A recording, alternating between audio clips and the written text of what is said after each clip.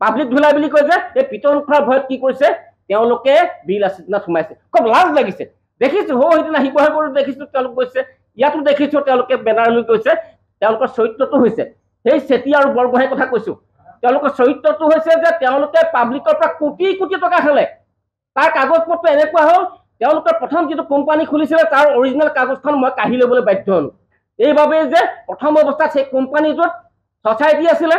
society থাকি business কৰিবলৈ নিদিলো তাৰ মই সভাপতি আছিলো সেই বিল আছে নাই সেই মানুহ আছে এতিয়া আৰু পিছৰ পৰ্যায়ত তেওঁলোকে কোম্পানী খুলিলে ক'লো যে এই ছ'চাইটিৰ আণ্ডাৰত তোমালোকে ব্যৱসায় কৰিব নোৱাৰিবা সেয়াই নহয় তেওঁলোকৰ সেই জেল ৰোডত থকা যিটো কাৰ্যালয় আছিলে তাত খানা তলাচ কৰা হৈছিলে তাৰ পৰা নথিপত্ৰ জব্দ কৰা হৈছিলে ইয়াতে সিং উপাধিৰ এজন এডিচি আছিলে তেওঁ নিজে গৈছিলে গতিকে এনেকুৱা কিছু ব্যক্তি আছে বিলাসী থানাত যিসকলে কোনো কৰ্মসংস্কৃতি নাজানে তেওঁলোকে চান্দা লৈ চলি থাকে কওক তেওঁলোকৰ ইনকাম কি তেওঁলোকে ক'ৰ পৰা তেওঁলোকে ইনকাম পাইছে উপাৰ্জনৰ তেওঁলোকৰ চ'ৰ্চ কি তেওঁলোকৰ যি পঢ়া শুনা মানুহ প্ৰত্যেকটো সংগঠনতে কিছু কিছু পঢ়া শুনা মানুহ থাকে কিছু কিছু বুদ্ধিদীপ্ত মানুহ থাকে কিছু উপদেষ্টা থাকে যিসকল সঁচাকৈ তেওঁলোকে মেধাসম্পন্ন সঁচাকৈ বৌদ্ধিক অধ্যয়নশীল কিন্তু বিলাসী থানাৰ বেকগ্ৰাউণ্ডত এজন মানুহৰ নাম আপোনালোকে কওক কোনোবাই যে তেওঁলোকৰ বেকগ্ৰাউণ্ডত কোন আছে গতিকে যোৰহাট এখন সংস্কৃতিবান শৈক্ষিক চহৰী শৃংখল চলিহাৰ নিচিনা মানুহে আহি ইয়াতে যোৰহাটত বাতাবৰণ বেয়া কৰিব এই কথাটো মই কেতিয়াও নামানো আপোনালোক সাংবাদিক মহলেও কৈছো যে অসম চৰকাৰে কি ভাবিছে অসম চৰকাৰে তেওঁলোকক ইনডিউচ কৰিছে য'ত কবিতা লিখিলে তেওঁলোকে জেললৈ পঠিয়াই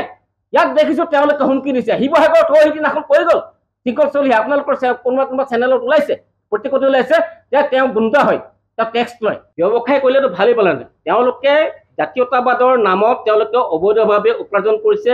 সিন্ডিকেট কৰিছে আৰু এটা পক্ষত তেওঁলোকে দেখুৱাইছে যে চৰকাৰ তেওঁলোকে বিৰোধী হৈ আছে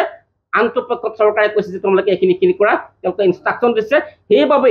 সেইবাবে আজিৰ তাৰিখত তেওঁলোকৰ দুটা ফৈদ আছে চাব মাজে মাজে এটা ফৈদে তেওঁলোকে কি কৰিব ক'ৰবাত সংবাদ মেল দিলে বহিৰাগত কথা ক'ব এটা ফৈদে এটা মানে মূল ফৈদটোৱে কি কৰিব যে বাংলাদেশী কথা ক'ব বাংলাদেশী বিতৰণ কৰক তেওঁলোকে উপায়ুক্তৰ ওচৰত কওক নথিপত্ৰ বিচাৰক কিন্তু আজিৰ তাৰিখত এই কথাটো জল পট যে তেওঁলোকে প্ৰকৃততে কোনো সমস্যাৰ সমাধান হোৱাটো নিবিচাৰে তেওঁলোকে চান্দা মাষ্টৰ আচলতে তেওঁলোকে চান্দা মাষ্টৰ উইদাউট চান্দা তেওঁলোকে কোনো কাম নকৰে তেওঁলোকে দাবী ধমকি বহুতক দিয়ে